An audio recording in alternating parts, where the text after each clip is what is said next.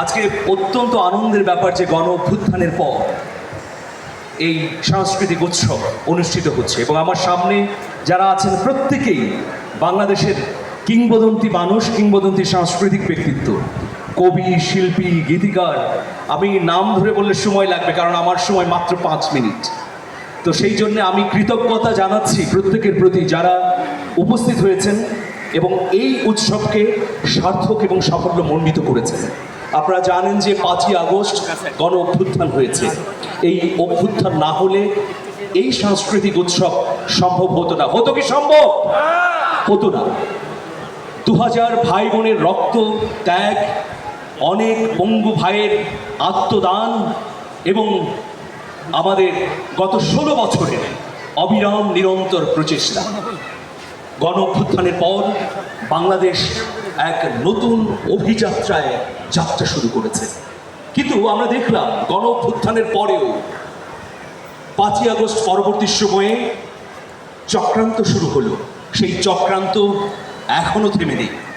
আমরা যখন গণ অভ্যুত্থান চলেছে তখন বলেছি বুকের ভিতর দারুণ ঝড়, বুক পেতেছি গুলি কর। কিন্তু যখন গণ অভ্যুত্থানের পর আমরা দেখলাম এই অভ্যুত্থানের মাহাত্ম্যকে ধ্বংস করার জন্য চক্রান্ত হচ্ছে, তখন আমরা লিখলাম আবু সাঈদ মুগ্ধ, শেষ হয়নি যুদ্ধ। আবু সাঈদ মুগ্ধ, আবু সাঈদ মুগ্ধ, শেষ হয়নি যুদ্ধ। তিতুমির থেকে আপনার প্রেরণা দেয় বারবার, কত পথ পেরিয়ে রক্ত গঙ্গা মারিয়ে অবশেষে বিপ্লব আসলো।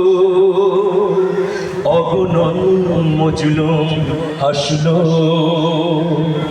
অবশেষে বিপ্লব আসলো।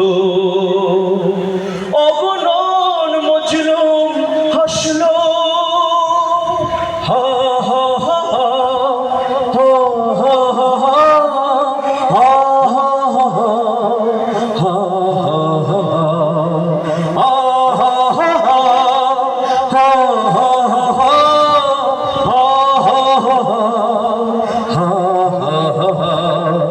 মুক্তির শিজা কখনো ভোলা যাবে না,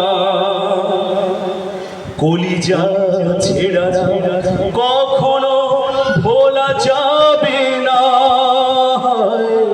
মুক্তির শিজা কখনো ভোলা যাবে না,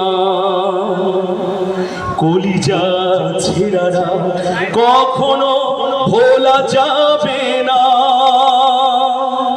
পানি লাগবে ভাই।